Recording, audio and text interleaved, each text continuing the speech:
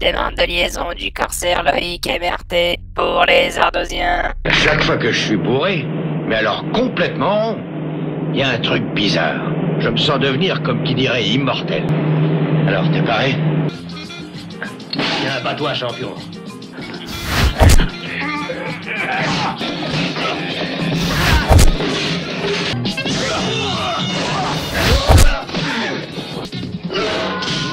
Allez.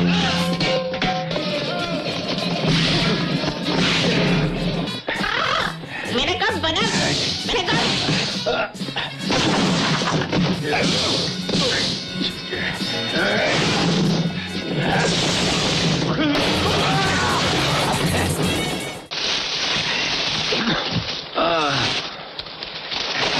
Et heureusement, c'était pas des briques. Tu crois qu'ils ont compris? Non, mais ils recommenceront pas. Vous écoutez les Ardosiens, on espère que tout va bien. Et maintenant la saison 2, épisode 5.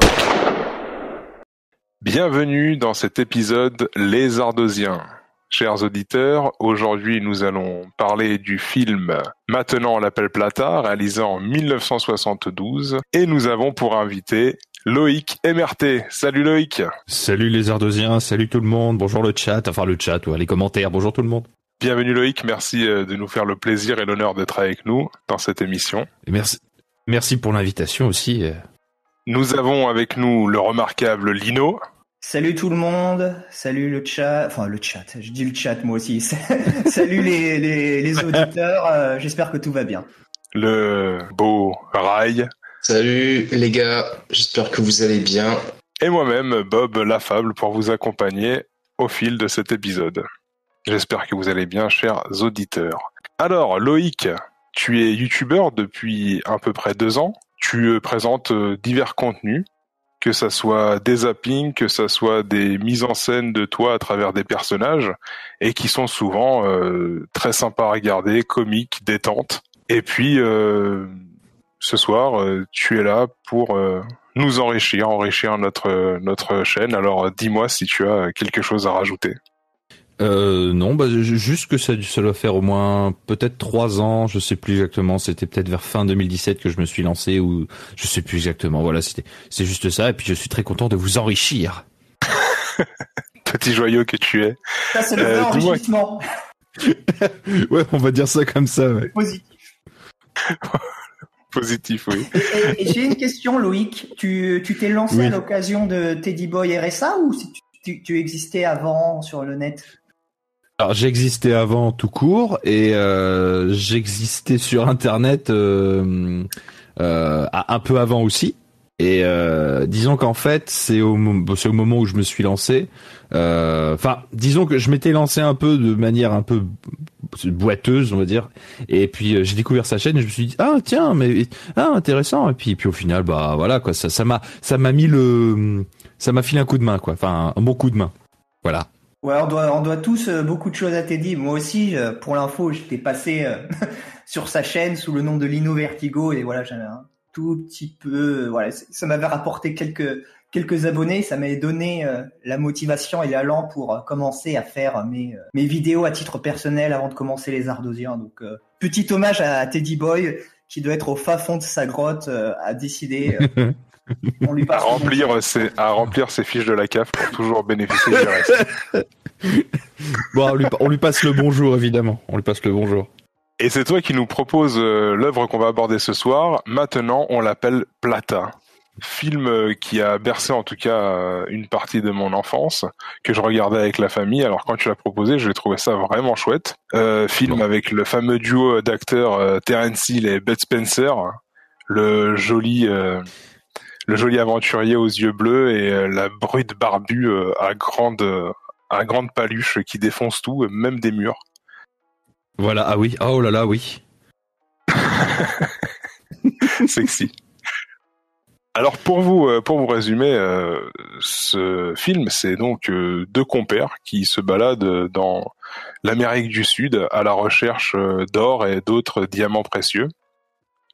Et en même temps, ils pratiquent bien entendu des petites escroqueries à gauche, à droite, et il leur arrive tout plein d'aventures, divers et variés dans cet univers en fait qu'ils maîtrisent complètement parce qu'ils sont entourés, on va dire, que de pauvres chicos et de chicas complètement subjugués par ce qu'ils sont, quoi, par ces deux beaux gosses européens qui arrivent là-bas non pour civiliser mais pour leur donner encore plus de joie de vivre et de retors. Si quelqu'un a quelque chose à rajouter sur le film, dans la description, c'est un peu le moment. Ouais. Tu as... Pardon. Juste petite précision technique, excuse-moi Loïc. C'est un film qui date des années 70, 72, c'est sorti en Italie en 72, et voilà, c'est les films... C'est ces fameux films italiens produits en collaboration étroite avec les États-Unis, avec des acteurs américains, voilà, qui ont aussi donné dans une autre partie du cinéma ce qu'on appelle le western spaghetti, dont ces deux acteurs ont également fait parmi les meilleurs films. Et j'ai omis de vous dire que c'est réalisé par Giuseppe Colizzi, donc lui aussi qui a fait plein de films comme ça, entre l'aventure, le comique, rocambolesque, vraiment très très frais, des films qui manquent, je trouve. C'est des films vraiment on manque de films avec autant de fraîcheur et de simplicité. Je suis d'accord. Je me permets de le dire, je suis d'accord. Et Terence Hill, je pense que vous l'avez tous vu, chers auditeurs. Alors dites-nous quel est votre film préféré avec Terence Hill. Est-ce que c'est plutôt dans les western spaghetti ou dans les aventures un peu plus récentes? On va passer directement à la première question. Comment avez-vous connu le film? Je t'en prie, Loïc. Ah bah ok, bah très bien. Moi avant je regardais moi je connaissais Terence Hill et Bud Spencer depuis petit à peu près. C'est aussi un peu mon enfance. C'est par mon père que j'ai connu ces deux joyeux lurons. Et il y avait Trinita en fait, et donc le premier c'est on l'appelle Trinita, le second c'est on continue à l'appeler Trinita, et le troisième, en fait c'est même pas le troisième parce que c'est le film dont on parle, c'est Maintenant on l'appelle Plata, qui n'a en fait au niveau du titre n'a absolument rien à voir avec, en tout cas le titre français n'a rien à voir avec les deux autres. Le seul point commun c'est qu'il y a Terence Hill et Bud Spencer dedans. Et des acteurs qui ont joué dans Trinita qui sont généralement les mêmes qui reviennent souvent dans les films de Bud Spencer, c'est-à-dire les méchants c'est un peu les mêmes. Je pense que c'est des potes cascadeurs. Et tu disais, enfin je vais pas digresser trop, hein, mais voilà comment j'ai connu le film, c'est-à-dire je savais qu'il y avait ces deux premiers de Trinita, et c'est avec ce titre qui m'avait un peu aguiché. Je me suis dit mais qu'est-ce que c'est que ce film? Est-ce que c'est un western spaghetti? Je m'attendais à un western spaghetti, et dès les premières images où on tombe sur un avion rose, on est plus dans le Far West. Ouais. Non, je me dis non, on n'y est plus. Mais alors on n'y est plus du tout. Un avion rose qui fume et qui va peut-être s'écraser. On se dit ah non, on n'y est plus. Et puis au final, je découvre le truc, et la première lecture du film est assez je pense que c'est un film à voir plusieurs fois, voilà. Et puis je vais arrêter parce que j'étais parti sur l'autoroute là, donc j'arrête. Alors Ray, comment est-ce que tu as connu le film? Écoute, c'est toi qui me l'as proposé, je l'ai regardé aujourd'hui. Et bon, j'ai pas grand chose à dire, quoi. C'est un vieux film, voilà. Après, où il y a ce côté un peu crado, ouais, dans le film. Il y a un côté crade, un côté Amérique du Sud. C'est vrai que j'ai commencé à lire un peu le bouquin de Sisi Yazike qui s'appelle Oro. Ça a fait penser un peu à ça, oui. Il y a un côté Oro, ouais, avec ce côté Amérique du Sud crade, et avec les clandos. Enfin voilà, quoi. Je te coupe, mon cher Ray. Je vous invite, chers auditeurs, pour ceux qui n'ont pas eu l'occasion d'écouter notre épisode spécial avec Frédéric Delavier, qui est sur Oro, l'aventure réelle de Sisi Yazike, un parcours étonnant. Donc c'est un peu... c'est un appel Plata, mais en vrai, quoi. Comment Ok. Ah pardon, je disais juste que j'irai voir, donc parce que ça m'intéresse. Ouais, parce que tu connais pas Oro, alors du coup. Non, non, pas. J'avoue que pas du tout. Donc, Du coup, pour faire un petit speech et en même temps, ça fera un speech pour les auditeurs qui n'ont pas vu notre émission, ça les incitera peut-être à aller voir l'émission. Donc, Oro, c'est l'histoire vraie d'un Français qui s'appelait Sisi Azike, et c'est exactement comme les personnages que l'on voit dans le film. Et pareil, moi, comme Ray, ça m'a fait quand j'ai vu le film, je me suis dit, putain, mais c'est Oro, quoi. C'est exactement les mêmes choses. Donc, c'est un Français qui a une vie un peu spéciale. C'était un mec très baraque, qui a eu 50 000 vies. Il a été redresseur de tort au Canada, dans les boîtes de nuit, explorateur, pilleur de tombes précolombiennes, propriétaire de mines d'or, voilà, en Amérique du Sud, qui donc se retrouve au Panama sans une thune et qui va se faire monter des espèces de cabanes, au fin fond de la jungle pour récolter de l'or. Il va avoir plein de petits chicos plutôt en esclavage comme ça qui va maltraiter, mais en même temps dans une espèce de joie et de bonne humeur assez folle. Et c'est une histoire vraie. Et comme dans le film, il perd tout, puis il regagne, puis il repère tout, il flambe tout. Il y a plein de choses en commun entre ce film-là et Oro de Sisi Azike, à tel point que je me pose la question, c'est que Sisi Azike a peut-être un petit peu romancé son aventure en ayant vu ce film, puisque il y a vraiment des similitudes assez troublantes. Bah ok.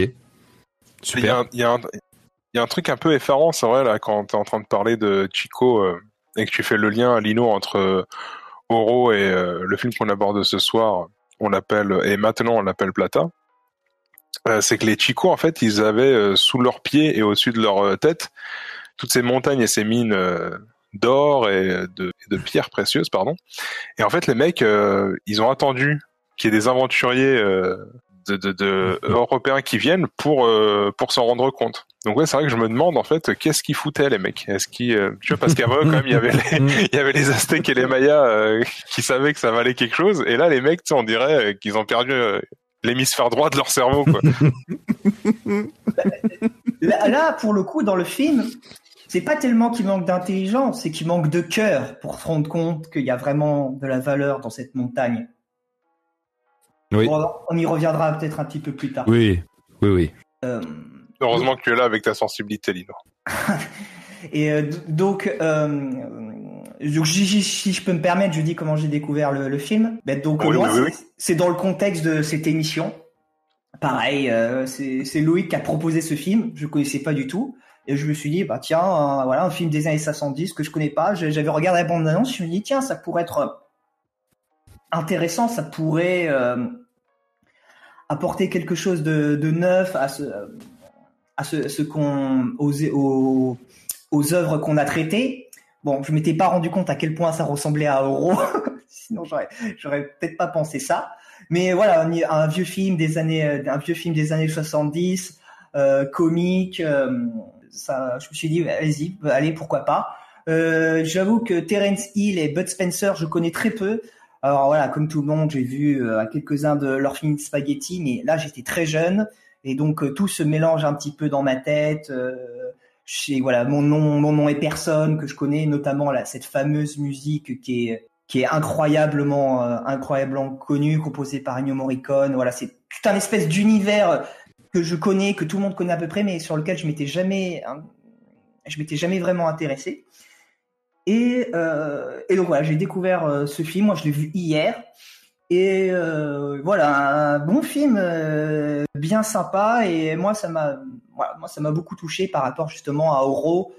Enfin, ça m'a beaucoup rappelé Oro, et donc ça m'a beaucoup intéressé, et c'est un film sympa en lui-même. Voilà. Après, quand même, en France, le duo Bud Spencer et Terence Hill, entre 70 et début des années 90, ils sont souvent dans les blockbusters des sorties ciné. Hein. En France, oui. ils sont hyper cotés. Bon, après, voilà, il y a eu un délitement total du héros fringant. Maintenant, on aime le héros sale, dégueulasse et dégénéré, bien sûr, n'est-ce pas? Oui, ça c'est vrai que c'est un peu les héros à l'ancienne qui sont très humains mais très positifs. Ils n'ont pas un côté noir absolu comme il y a maintenant. Oui, mais en fait, c'est ça c'est-à-dire que vis-à-vis du film, c'est quelque chose que j'aime beaucoup, c'est que c'est des mecs qui transgressent la loi, c'est des mecs qui s'en foutent un peu, ils font ce qu'ils veulent. En fait, c'est des gars qui sont vraiment libres pour le coup. Ils font vraiment, surtout que là, on parle d'aviation. C'est des mecs qui pilotent des avions, donc ils volent en fait les mecs littéralement. Et ils sont vraiment libres quoi. Et en fait, on a plus ça aujourd'hui. Et puis le côté un peu dégueulasse quoi, le côté c'est des aventuriers, c'est réellement des aventuriers. Je parle notamment vis-à-vis du film et même de maintenant on l'appelle Plata et même d'autres. Puis ils ont ce côté, pour revenir sur le côté méchant et gentil, j'ai pas l'impression dans ce film en tout cas qu'il est vraiment un méchant, c'est-à-dire que il y a un exploiteur, il y a un mec qui exploite les gars dans les mines de diamants ou enfin dans le truc des chercheurs d'or et tout ça, mais dans le fond il est pas dépeint comme, il est pas montré comme un méchant horrible. Tu sais, il inspire pas de colère ce mec. On dit juste ouais c'est le méchant parce qu'il exploite un peu les gens, puis il a le monopole du commerce. Et puis t'as les deux osos là en avion qui viennent foutre le souk parce que ils en ont rien à péter et puis ils s'en foutent d'avoir le monopole ou pas. Ils s'en branlent complètement. Ils ont juste envie de. Et en fait c'est ça que j'aime bien, c'est que c'est des mecs, c'est des personnages qui ne sont pas comment. Ils veulent pas des stéréotypes, quoi. Voilà, c'est pas des stéréotypes, c'est pas les grands vainqueurs, c'est même pas des grands vainqueurs, c'est juste des mecs qui ils se disent tiens, on exploite des gens, moi ça me fait chier, ah bah moi aussi, bah tiens, on va leur péter la gueule. C'est tu vois, ils réfléchissent pas plus que ça et puis au final ça donne un super film quoi. Des super films même parce que c'est généralement les films avec Terence Hill et Bud Spencer, c'est souvent ça quoi. C'est le méchant pas gentil qui exploite un petit peu les gens ou qui vole ou voilà. Tiens, bah allez, on va lui casser la figure et puis voilà quoi. D'ailleurs, il y a un côté qui est intéressant, c'est dans le nom. Le nom est quand même vraiment méta. C'est toujours le nom du film, c'est toujours par rapport au prénom. Oui. Et tu dis, il y a une espèce de suite. Là, on l'appelle Trinita. Oui.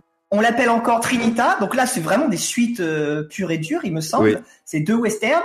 Et là, maintenant, on l'appelle Plata. Et avant, c'était Mon nom et personne. Il y a oui, c'est vrai. Extrêmement bizarre dans ces suites de titres de films avec ces mecs-là. Mais c'est fou, j'avais jamais fait le pont, j'avais fait le truc avec les trois films là, donc Trinita, on l'appelle Trinita, on continue à l'appeler Trinita et maintenant on l'appelle Plata, bien que le troisième ait rien à voir avec les deux premiers. Mais Mon nom et personne peut faire le pont.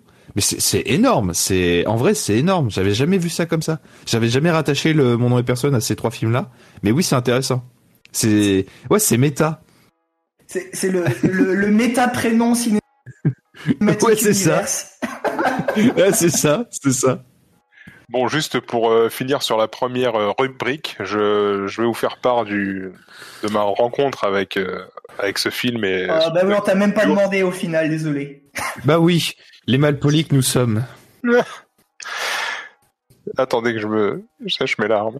Alors, c'est un peu comme toi, Loïc. C'est quand j'étais môme, les dimanches après-midi ou samedi après-midi, les journées de repos, en famille, on aimait bien se mater un film avec ce bon duo. Et puis, ça faisait rire tout le monde. En même temps, il y avait de l'action, il y avait un petit côté comme ça, qui cherche à subversif, voilà, un côté subversif. Oui. Et tout en étant léger et puis sympathique. Ça reste familial, malgré qu'il y ait des moments un peu violents, etc. Oui. Je trouve que ces films-là, quand on les regarde avec nos parents, avec les vieux, etc., bah voilà, c'est un peu... au lieu de regarder un gros film d'action qui va choquer le môme, bon bah là, il y a de l'humour, quelques claques qui se perdent, mais ça reste cartoonesque, alors ça passe, quoi. Donc moi, je l'ai découvert en famille, et quand tu m'en as parlé, bah ça m'a fait une belle nostalgie. Ah bah tant mieux, enfin tant mieux, oui, dans ce sens-là, tant mieux, oui. Et alors, vu que tout le monde était parti sur le côté aventure et homme libre et joyeux, allons directement vers notre premier axe, l'aventure avant tout. Et oui. Donc, on était en train de dire que ces mecs-là, ils vont au-dessus des règles établies. Et en fin de compte, qu'est-ce qu'ils recherchent ? Moi, j'ai l'impression, c'est qu'ils recherchent une espèce de justice, quoi. Une justice personnelle. Ils ont chacun des codes de conduite un peu, voilà. Oui. Il y a ce truc de justice qui est présent, même si là, par exemple, parce que là, je vous avoue, j'ai mis le film sans le son et je le laisse dérouler depuis chez moi, et on commence quand même par une nana qui se gourre, qui prend les deux parce qu'ils descendent d'un aéroport, et du coup, elle les prend pour les chauffeurs, tu sais, qui garent les bagnoles, quoi. Et du coup, bah eux, ils se disent bon bah tant mieux, on va prendre la voiture pour aller là où on doit aller. Et mais le truc, c'est qu'ils ont pas volé la voiture. Enfin, dans un sens, si, puisqu'après ils rendent les clés à un flic. C'est en fait, ils ont envie, ils sont désireux de justice, ça c'est clair. Et en même temps, c'est des mecs, si tu leur mets les clés de ta bagnole dans les mains parce que tu les as confondues avec quelqu'un d'autre, ils vont pas se gêner pour la prendre s'ils en ont besoin. Mais c'est clair, ouais. Mais ils vont pas te la casser, tu vois, ils vont te la rendre, enfin tu vas la récupérer bien plus tard, quoi. Mais c'est une vision des choses qui est très comique, parce que c'est le but aussi, c'est qu'on rigole. Et oui, et je reviens sur ce que t'as dit sur le côté familial. Oui, c'est très familial. Je me rappelle que quand j'étais petit, mon père me disait non mais moi j'aime bien les films avec ces mecs-là parce que il y a pas de mort, tu vois. C'est vrai en soi, il y a pas vraiment de mort, il y a pas de gens qui se font assassiner, il y a enfin ah si, il y a un mort à la fin, non, tais-toi. À la fin, non parce que Apocalypse. Bon, je déconne. Non, parce que faut pas le spoiler ce passage, parce que je trouve que c'est le passage le plus touchant du film en fait. Mais alors, cher auditeur, on fera une zone spoil comme d'habitude. Bah oui. C'est vrai que si je peux me permettre de rebondir sur quelque chose là, cette scène de la voiture là, c'est vrai que ça m'avait fait pas mal rire. Je trouvais qu'il y avait quelque chose de très spontané.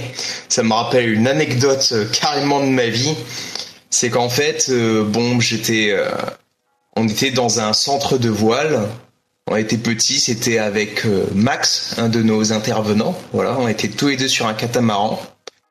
Et le catamaran, je trouvais pas ça marrant, ça me saoulait. Et puis on était en mer. Jeu de mots Ramucho. On était en mer et puis la plage était pas loin et je dis à Max, vas-y, ça me casse les couilles. Et puis je me suis jeté du catamaran pour aller sur la plage. Et au final, on a fait ça tous les deux.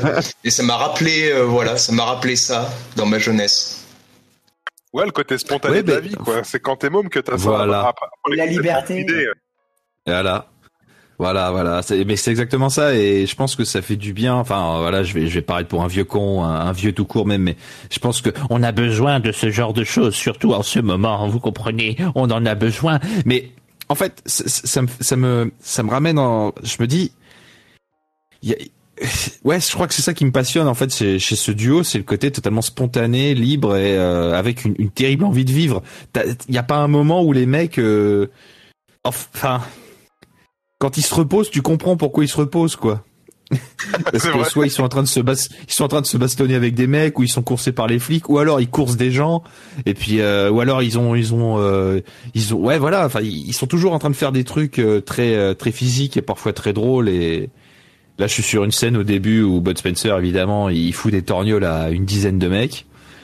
Et ouais, classique. Et juste avant, on l'a vu courir, choper un bus, quoi. Il y a un mouvement, il y a quelque chose de vivant chez eux, qui est très important, quoi.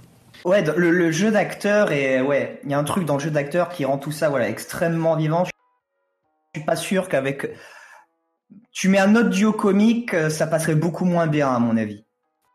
Ouais, puis déjà c'était un duo qui fonctionnait très bien. D'ailleurs, pour Feu Bud Spencer, qui est décédé maintenant depuis je sais pas quelques temps déjà, Terence Hill avait déclaré. Oui, bien sûr, à son âme, à Petit Papa Baston. Terence Hill avait déclaré que c'était qu'il était anéanti parce qu'il venait de perdre son meilleur ami. Donc en fait, même au niveau de la création des films, on le sait profondément. Plus les gens s'entendent bien, mieux ça se sentira dans le film, on sentira une ambiance bon enfant, comme on le sent dans ce film-là, quoi. Il y a pas de, moi, ça me fascine. J'aimerais bien recréer ce truc-là un jour, quoi. Je trouve ça fou. C'est un peu comme si on peut faire un parallèle avec un autre film, avec Dumb and Dumber. où il y a un truc comme ça très très puissant, quoi. Et je l'ai pas vu parce que j'avoue, il m'attire pas des masses comme ça, mais faudrait peut-être que je le regarde un jour. Regarde le 1, surtout pas le 2. C'est tout ce que j'ai à dire. Ok, ça marche. Et juste pour revenir sur le côté aventure, et je crois que je vais encore reparler de Tizyazike, mais voilà, c'est exactement la même chose. Vous avez parlé de justice au départ, ils ont un côté libre. Et oui, en fait, c'est des gens qui ont leur propre code moral. Ils sont tellement pleins de vie que la société, la civilisation elle-même ne peut pas les enfermer avec ses codes, ne peut pas les embrigader, et donc ils s'en libèrent, mais pas en ayant leur propre code moral, pas en faisant n'importe quoi. C'est pas du déconstructivisme. C'est vraiment un acte libératoire. Ça fait penser un peu au Suromnichien, le Suromnichien qui est censé créer ses propres valeurs, avoir sa propre morale, savoir dépasser les morales, la vieille morale convenue quand il estime que c'est nécessaire, et il a suffisamment de vie, de pouvoir, de puissance en lui qui le fait naturellement, et c'est toujours juste. C'est vraiment, ça me fait vraiment penser à ça. Et dans Tizyazike, dans le livre, c'est exactement pareil. Il hésite pas, il utilise son flingue un petit peu, mais par exemple, il va jamais tirer dans le dos de quelqu'un parce qu'il estime ça immoral. Eux, c'est pareil, ils vont bastonner des mecs, ils vont les défoncer, mais quand il y a un mec, qu'ils ont déjà tabassé 45, il y en a un qui est sous le coup de Bruce Spencer, il a plus d'énergie, ils savent qu'il n'y a aucune gloire à le taper, alors ils le laissent partir, tu vois. C'est ça, exactement, t'as tout dit, il y a aucune gloire à taper un mec qui est déjà à moitié à terre.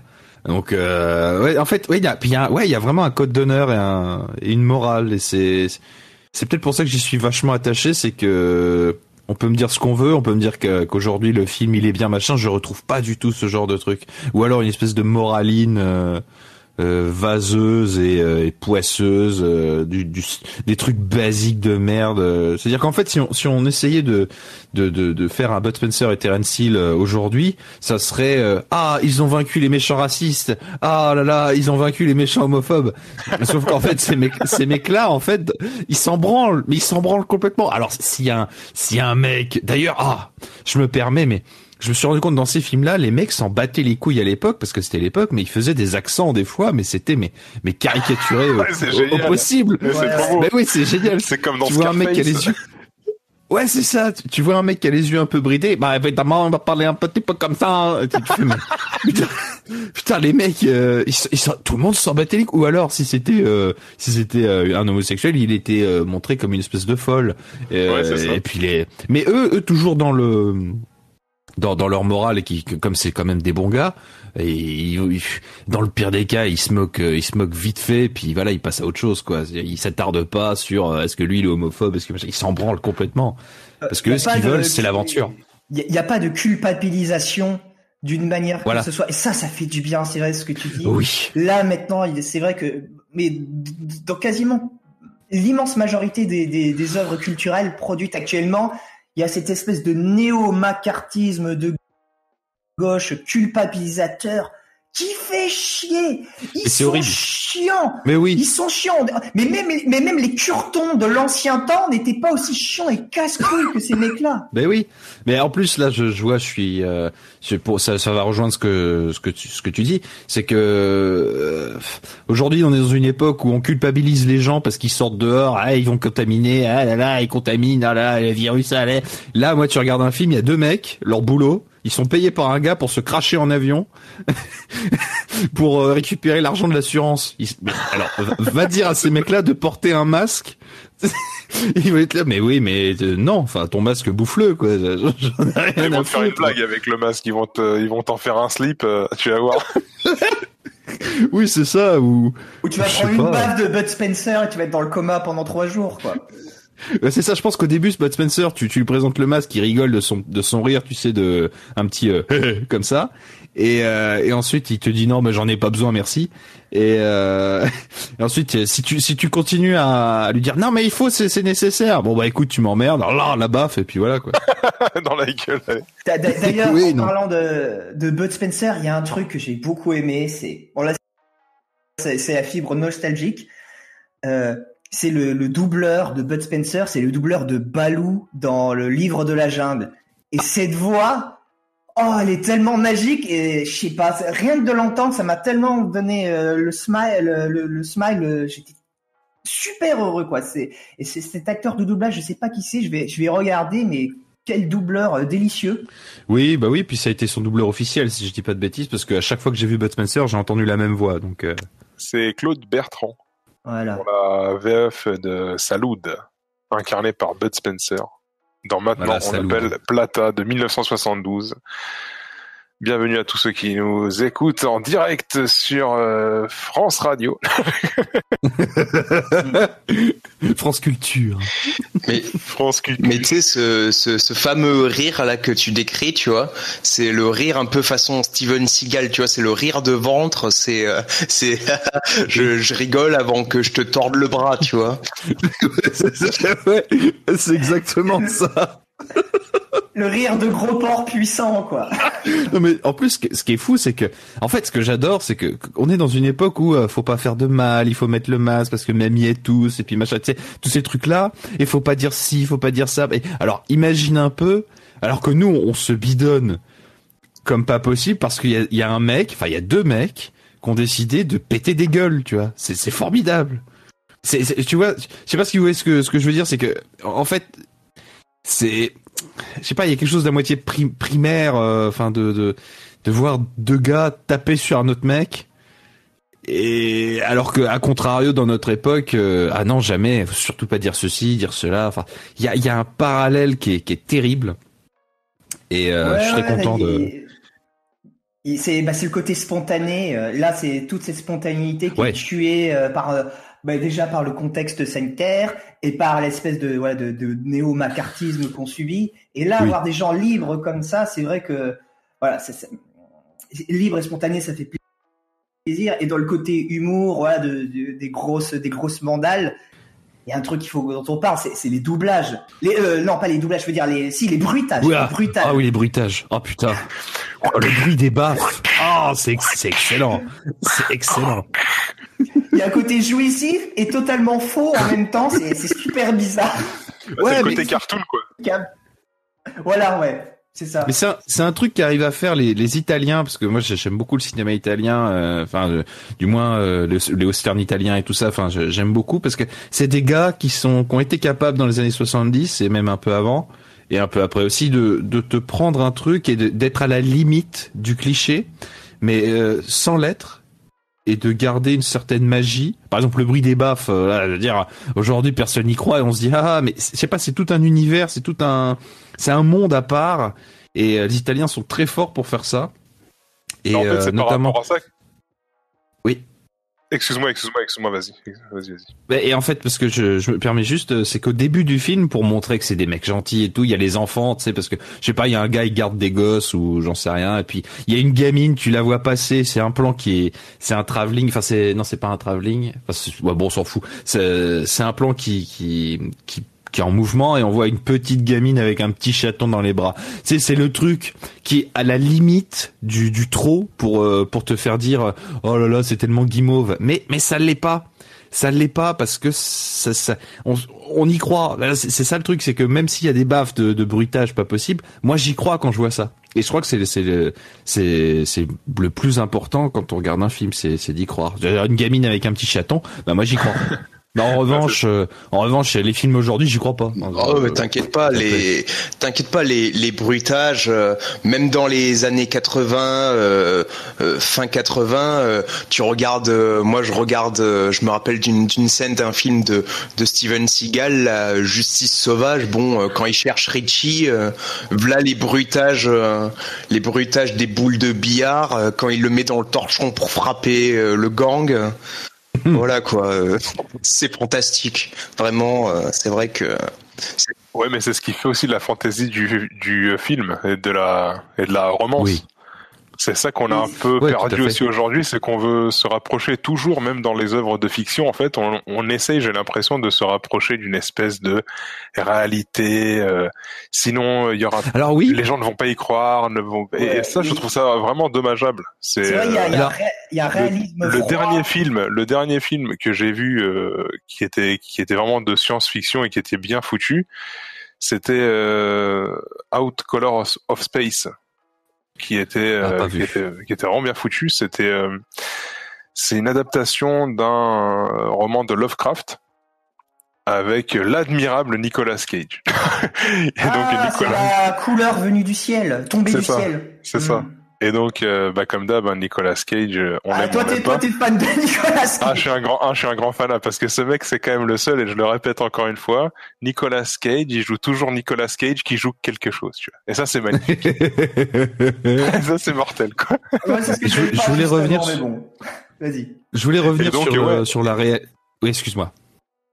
Non, et voilà, et donc aujourd'hui, on a un peu perdu cette liberté, d'aller donner une autre dimension à un film. Et même si ça se passe dans notre époque, dans notre réalité, comme le film qu'on aborde aujourd'hui, et si ces bruitages n'étaient pas là, le film serait beaucoup plus fade. Mais non, mais Ah, c'est sûr. il n'aurait plus aucun sens, en fait. Et, Oui. et juste pour revenir justement à cette réalité froide, moi je crois que c'est une espèce de tendance, une espèce de mode qu'on a dans le cinéma, notamment américain, qui est venu du cinéma américain. Ça date, moi j'ai l'impression qu'il y a un gros basculement, c'est à partir des films Batman, Dark Knight. À Oui, partir non, de oui, là, t'as tu raison. vois, il a fallu tout rendre tout réaliste. Tu vois, le Joker, faut que ça soit un putain de terroriste.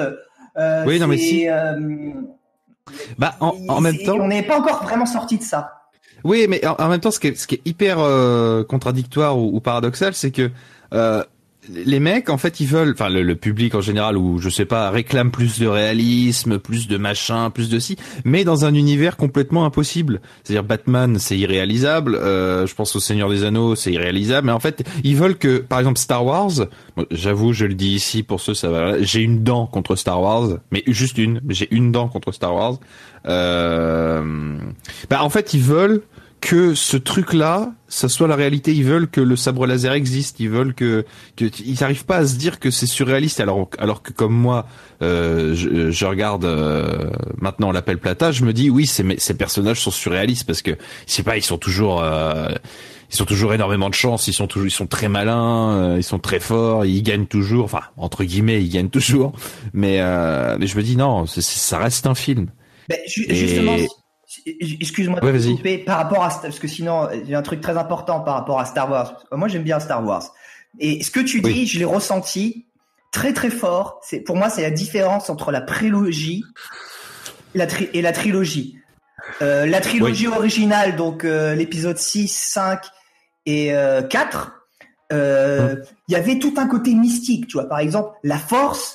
C'était une force, voilà, qui flottait dans les airs. On savait pas ce que c'était. Et cette espèce de truc dégueulasse de vouloir casser ce côté magique, merveilleux, tu le vois dans l'épisode 1, Star Wars épisode 1, le premier épisode de la prélogie, où tu te rends compte qu'en fait la force, ça vient d'espèces de micro-organismes qui y a dans chaque cellule, qui s'appellent les midi-chloriens, et que tu peux calculer le taux de midi-chloriens, et c'est ce qui te permet de savoir quelle est ta puissance dans la force. Tu vois, C'est donc ça les médichloriens, parce qu'en fait moi je t'avoue j'ai vu 4, 5, 6, voilà, alors rien à dire je peux pas dire trop de mal de ces films-là, les trois premiers parce que c'était les premiers, puis j'imagine que pour l'époque ça devait être monstrueux, ça devait foutre des baffes pas possible, mais tu vois à partir en fait 1, 2, 3, déjà j'ai vu 1, 2 et demi parce que ça m'a saoulé, donc le 2 j'ai arrêté.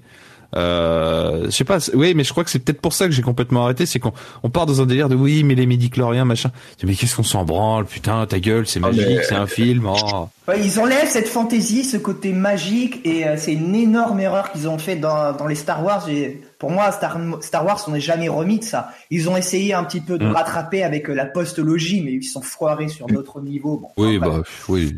Mon Dieu, mais quelle purge et en plus. Oh là là, mais Dark Vador, ça, c'est insupportable, c'est pas possible. Dark Vador, quoi. Ils sont partis sur le développement de la crise d'adolescence, jusqu'à même Kylo Ren. Ouais. C'est un peu maintenant le truc Star Warsien, quoi. Ah mais Kylo Ren c'est pas pareil parce qu'en Kylo Ren j'avais pensé qu'ils disaient oh non ils sont en train de nous refaire comme Dark Vador jeune. En fait c'est pas pareil. Kylo Ren il est juste fou, il est totalement taré et du coup c'est ce qui fait que ça sauve le personnage, c'est qu'il est fou. Enfin moi j'ai peut-être qu'il a peut-être qu'il est perdu dans son identité de genre. Oui, c'est une espèce de c'est une espèce de gauchiste postmoderne qui est perdu dans ses émotions, qui sait pas quoi faire.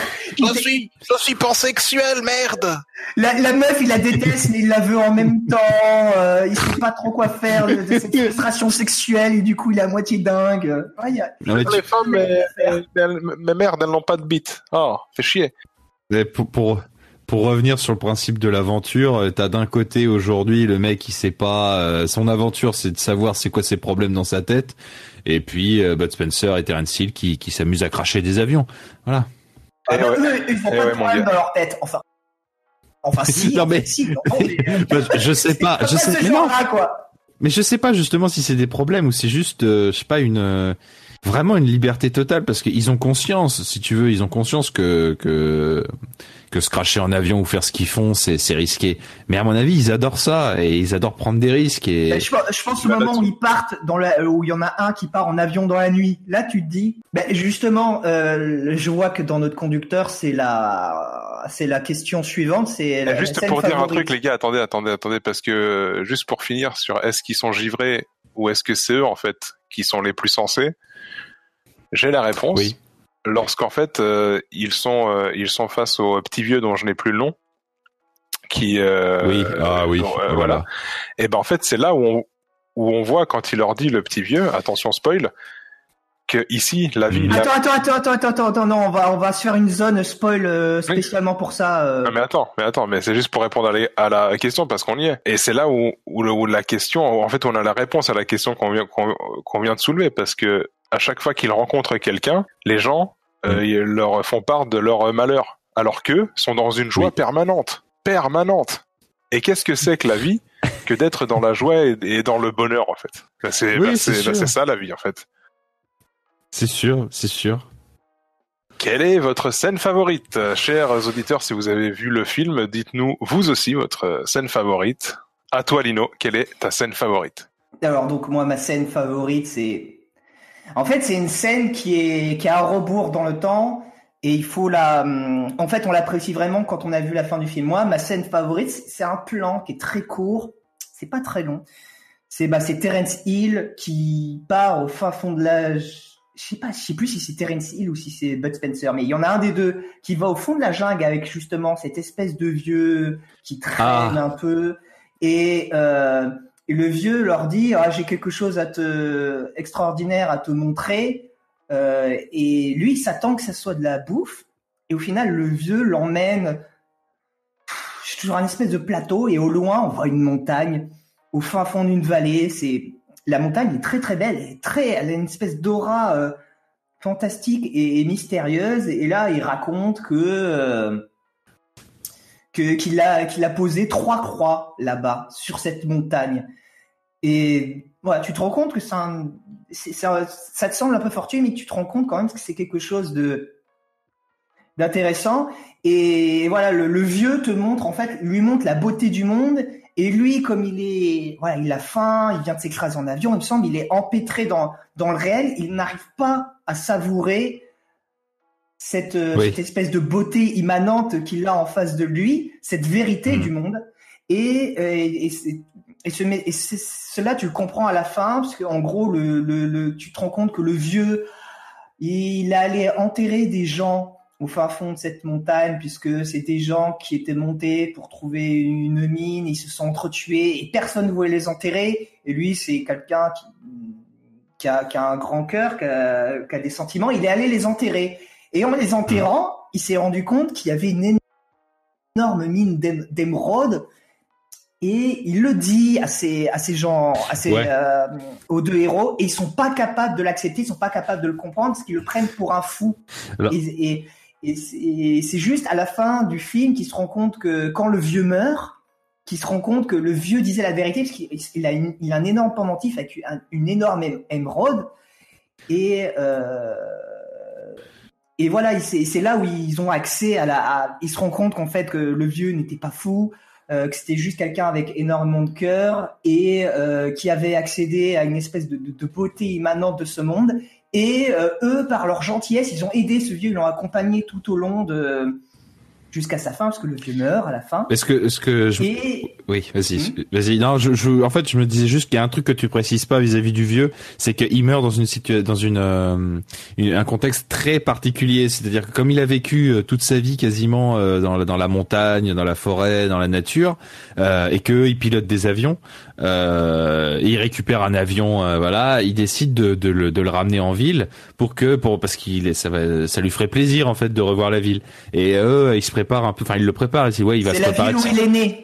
Voilà, c'est la ville où il est né, puis il l'a pas revu depuis l'époque. Et puis quand il survole la ville et quand il voit que tout a changé, il se dit merde, c'est fou comme tout a changé, machin. Et en se posant, c'est là qu'il meurt, parce que quand l'avion s'est posé, c'est là qu'il meurt, parce que je sais pas, il meurt avec le sourire. Il a le sourire, donc en fait il a vu une dernière fois sa ville de naissance et il est parti. Enfin, je trouve ça, mais c'est. Il y a une grande poésie derrière le personnage de ce vieux et ce qu'il leur montre. Et donc voilà, s'ils ont aidé le vieux jusqu'à la fin, ils sont récompensés par c'est matériellement, c'est de l'émeraude, mais c'est aussi par la beauté, la vérité de la nature et de la jungle, en fait, quelque part. Je l'exprime peut-être un peu mal, là, je fais une espèce d'impro, mais sincèrement, on le sent, ça. En tout cas, moi, je l'ai vraiment ressenti très fort. Oui. Moi aussi. Ce que j'ai compris, c'est qu'en fait, l'ancien, il meurt. Il meurt à ce moment-là. En fait, il se laisse mourir, je pense, parce qu'il est sûr qu'il va être enterré là où il est né. C'est ça qui est important. Oui. Il y a ça aussi. Oui. Parce qu'en fait, il fait confiance à ces deux oiseaux. Et d'ailleurs, c'est là justement qu'il découvre qu'il était pas fou, comme tu l'as dit, Lino, parce qu'il a autour de lui des pierres précieuses qu'il avait trouvées dans la montagne qu'il avait montré à Bud Spencer, enfin à Salud. Et petit point que j'ai trouvé génial aussi quand ils l'ont enterré, comme les mecs sont riches parce qu'ils ont récupéré. Et ce n'est pas la fin du film, hein, pour préciser, ce n'est pas la fin du film. Quand ils enterrent ce mec et ce petit vieux, ils l'enterrent avec une statue et à côté de la statue, il y a une statue du chien parce que le vieux a un chien. Et ils ont placé la vraie émeraude qu'il avait autour du cou dans la statue sous le pied. Mais ça c'est la symbolique. En fait, les Italiens, ils ont une obsession de la symbolique, j'ai l'impression, mais ils savent la gérer parce que tu vois que le gars est debout, c'est une statue de lui debout avec son chien, mais il a sous le pied l'émeraude. C'est un pied de nez, on peut dire. Lol. Mais mais oui, enfin je trouve ça formidable. En fait, le traitement du sujet de la richesse avec les pierres précieuses et le décès et puis le petit vieux qui fait confiance au final à ces deux abrutis. Enfin, deux abrutis, c'est affectif, hein. Ces énergumènes. Voilà, ces énergumènes, ces zozos, ces deux zouaves qu'on aime beaucoup. En tout cas que moi j'adore. Les amoureux de la vie, ouais. Des vrais mecs vivants. Ouais, c'est ça. Bah ouais, des vivants. Voilà, des vivants. Et c'est vrai qu'on parce qu'on a tendance à prendre pour fou celui qui va jusqu'au bout de ses désirs, en fait. Ouais, oui, c'est vrai. Et juste pour finir, après je vous laisse dire vos extraits préférés. Et c'est vrai que ça m'a marqué. C'est au milieu d'un film comique, voilà, léger, un truc, voilà, un fragment aussi beau. Oui. On s'y attend pas et c'est vrai que ça donne un relief au film. Et tu vois, je l'avais pas réalisé à ce point-là, et c'est en parlant avec vous, tu vois. Je m'en rends compte, et c'est vrai que ça rehausse on va dire, ma note personnelle que j'ai pour ce film. Ce film est un chef-d'œuvre. Je dirais pas un chef-d'œuvre, non. Je dirais pas un chef-d'œuvre non plus, mais philosophique. Je dirais pas un chef-d'œuvre non plus. On y retrouve Platon, Aristote, n'est-ce pas? Mais on dirait pas un chef non plus, mais il y a de la beauté, il y a de l'inattendu, et moi j'adore les choses comme ça, les choses inattendues. Moi, Kaamelott, moi j'adore la dernière saison, parce que même j'adore les dernières saisons parce que c'est inattendu, ça part du comique et ça va vers le tragique, le spirituel, ça devient vraiment quelque chose d'intéressant. Ben là, c'est un peu pareil en fait. C'est de l'inattendu, du précieux au milieu d'un océan de légèreté agréable. Oui. De bouffonnerie, oui. Ouais, mais Moi, j'aime bien ces choses-là, moi. Voilà. J'enchaîne après Vas-y, ce vas-y. moment de poésie. Moi, ce qui m'a vraiment fait marrer, et ce que j'ai adoré, c'est la scène où ils sont en train de réparer et de bichonner leur avion. Alors ils sont dans une espèce de hangar improvisé. Et donc c'est surtout Saloud qui va pour réparer, qui est le mécano. Donc il passe toute une matinée à essayer le truc. Et t'as Plata qui est dans l'avion et il n'y arrive pas. Et puis Plata s'endort et Saloud coûte que coûte quoi. Il ne lâche pas l'affaire. Il met les mains dans le cambouis. Il en a jusqu'aux épaules quoi. Et à un moment donné, il y arrive. L'hélice tourne. Ouais. Elle ne s'arrête plus, il réveille son pote, mais sauf qu'il y a personne dans la cabine. Il y a personne dans la cabine. Et donc t'as les deux zouaves là, ils commencent à courir après l'avion dans une espèce de plaine, et c'est énorme. Et donc ils sont en train de faire plein de roulades autour, essayer de s'accrocher, de monter. Il y a Saloud qui fait une espèce de contrepoids pour que Plata monte, etc. Ouais. Et puis ils se mettent des espèces de fléquettes, ils se poussent, ils s'insultent à moitié, mais dans une ambiance de rigolade et bon enfant. Et pour en revenir à la symbolique, la scène, elle s'achève sur un plan où t'as une espèce d'idiot de village qui est en train de bichonner ses ânes, qui les regarde comme ça avec ses dents cassées. Tu vois que le mec est vraiment un bas-cuit. Et il les regarde et il se dit mais ils sont vraiment bêtes quoi. Mais il les regarde avec un regard d'enfant. Et donc on est sur la symbolique où même ce simple d'esprit qui hier soir a vu ces mecs atterrir avec l'avion, etc. Il les a vus arriver comme des mecs exceptionnels. Bah là les regarde comme si c'était de pauvres gamins qui se courent après quoi. Et voilà. Oui, c'est ça. Non mais c'est vrai. Donc en fait, il y a une scène, en tout cas moi c'est une de mes scènes préférées parce qu'au final dans ce film il y en a tellement. Donc on est la nuit, il y a de l'orage, il pleut et il y a une espèce de coin où dorment tous les pilotes qui vont d'île en île pour transporter des bières et tout ça pour les populations. Et il y a Bud Spencer et Terence Hill qui sont là et qui dorment et ils apprennent qu'il y a un mec qui est en train de crever littéralement. Il faut l'emmener de toute urgence dans la ville. Faut traverser la mer et tout ça, enfin en avion. Pour le sauver, sinon il y passe. Et ce que j'aime beaucoup, c'est qu'à un moment Terence Hill il entend ça, il écoute ça. On voit pas Bud Spencer, hein, il est pas montré là à ce moment-là. On voit Terence Hill et Terence Hill il se dit tiens, allez j'y vais parce que j'aime bien l'amour du risque machin. Puis là il y a Bud Spencer, on voit sa main, juste sa grande main qui l'arrête et qui lui fait comprendre que non c'est à ton tour de rester maintenant parce que voilà comme il s'est changé, enfin bon c'est à ton tour de rester, moi j'y vais. Donc il y a cette espèce, déjà à ce moment-là il y a cette espèce de ouais non mais je vais sauver quelqu'un mais après tout c'est l'amour du risque avant tout quoi. C'est assez marrant et juste après donc en fait ils embarquent le mec, il a pas le droit de décoller mais il le fait quand même pour sauver ce gars-là. Et quand il est dans l'avion, le gars qui est en train de crever il discute un petit peu, enfin très peu avec et je crois qu'il lui demande vous avez déjà piloté un avion dans ces conditions et le gars il répond écoute, avec la cuite que je suis en train de me prendre, des cuites comme ça, j'en ai pas pris depuis des mois. Donc le gars, en fait, il sait qu'il peut y passer, mais il prend son courage en se beurrant la gueule. Et puis il y va quoi. Et puis quand le mec, il lui dit, enfin le mec de la tour de contrôle d'en face, il lui fait comprendre que, écoute, je vais t'arrêter. Enfin, je vais vous arrêter parce que vous avez pas le droit de décoller. Vous prenez un risque terrible. Gna gna gna. Et au début, il lui fait oui si tu veux. Par contre, va te faire foutre parce que je transporte un blessé et tout ça. Enfin, en fait, il y a pas de, elle est formidable cette scène parce que c'est vraiment, il y a un côté magnifique chez l'humain. En tout cas, qui est mis là-dedans. C'est ok, je vais me faire plaisir parce que je vais prendre des risques. Puis après tout, j'aime ça. Et puis en même temps, j'ai envie de sauver ce pauvre bougre qui va y passer. Puis le mec qui m'y interdit, bah je l'emmerde quoi. Puis j'y vais. Et d'ailleurs, je lui mets une grosse mandale.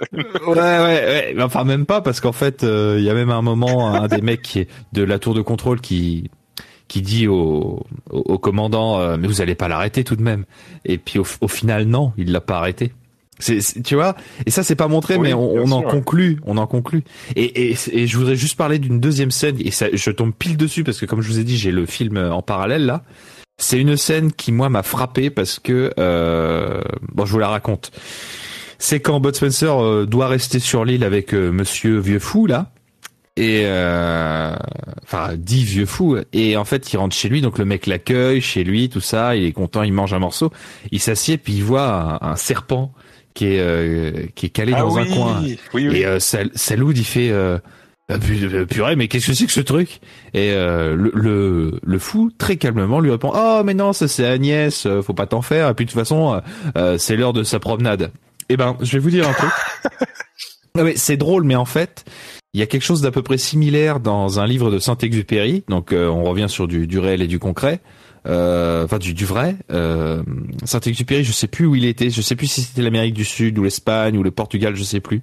Mais il s'était posé et il avait dîné, il avait passé peut-être quelques jours au dîner chez des gens. Et en fait, au moment où il s'est assis à table, il a entendu les vipères se planquer. Et il écrit lui-même que il sentait que ces vipères-là étaient là et que quand les dames de maison, qui étaient les filles de la famille dans laquelle il dormait, enfin il était logé, disaient bon bah là c'est l'heure du goûter ou c'est l'heure de manger, les vipères se planquaient. Et je me dis c'est pas possible. Je me dis le mec qui a écrit et réalisé le film, enfin je me dis ils ont forcément lu Saint-Exupéry pour cette scène. Parce qu'il y a trop de points communs. Il y a le côté des serpents, il y a le côté la surprise du serpent, il y a le côté non mais t'en fais pas, t'inquiète, les serpents ils vont s'en aller parce qu'ils savent que c'est notre tour de bouffer. C'est vraiment tu veux dire que c'est trop vrai pour être inventé quoi. Et puis en plus il y a l'expérience de Saint-Exupéry, ouais. Ah bah oui, puis oui, je pense que c'est trop vrai pour être inventé, puis ça a été subtilement glissé comme ça. C'est un peu rigolo, mais sans plus. Et il y a tout ce qu'on voit tout ce qu'on ressent dans le livre, c'est-à-dire le vieux fou qui est là qui fait ah mais non, t'en fais pas, c'est Agnès machin. Il est en symbiose totale avec la nature. Il s'en fout. Il y a un serpent qui est à côté. Bon voilà, bah le serpent il est là. Bah salut Agnès, voilà, je vais t'appeler Agnès, et puis il s'en fout. Et puis le serpent s'en va. Il y a vraiment aussi ce côté liberté, quoi. Le serpent, il vient, il s'en va comme il veut. Mais c'est intéressant que tu parles de la nature et du rapport qu'on a envers la nature, parce qu'en général, on est un peu flippé de la nature sauvage. On a un peu on a une visu sur la nature comme ça qui est un ennemi. Alors qu'en fait, nous en faisons partie. Nous sommes tout autant que ce boa constructeur, on fait partie de la nature, quoi. Donc que le lion ou que l'algue, etc. Et c'est vrai que c'était tout plein de choses à réapprendre. Bon, tu me diras qu'en ce moment c'est un peu complexe de réapprendre à se familiariser avec la nature, mais je pense que c'est important. Je dirais qu'en fait, alors c'est très important. Tu dis que c'est un peu complexe. Pour moi, c'est impossible parce que les gens sont terrifiés par l'idée de mourir. Et en fait, ils sont terrifiés au point de se laisser enfermer. Enfin bon, je vais pas digresser là-dessus. Hein. Je fais juste une toute petite un petit truc. Tu peux, t'inquiète. Si on veut être en symbiose avec la nature, il faut accepter que la nature te bouffe à un moment ou à un autre. C'est tout. Et qu'elle te bouffe par un virus, par une bactérie, par je sais pas moi, une maladie que tu chopes, voilà. Faut accepter à un moment. Ce qui donne aussi cette pulsion de vie, c'est que tu sais que tu peux tomber malade n'importe quand. Alors autant prendre l'avion et enfin je veux dire comme Terence Hill et Bud Spencer, autant aller un peu à l'aventure, mais chacun comme il veut. Il y en a c'est l'aventure pour eux, c'est d'aller au bout de leur département et d'aller dans la campagne et de je sais pas, de bivouaquer, ça c'est très bien. Puis il y en a c'est aller faire un tour du côté de l'Amérique du Sud ou même ou même en Afrique ou ou je ne sais quoi, même on s'en fout, ça peut être la Norvège ou autre.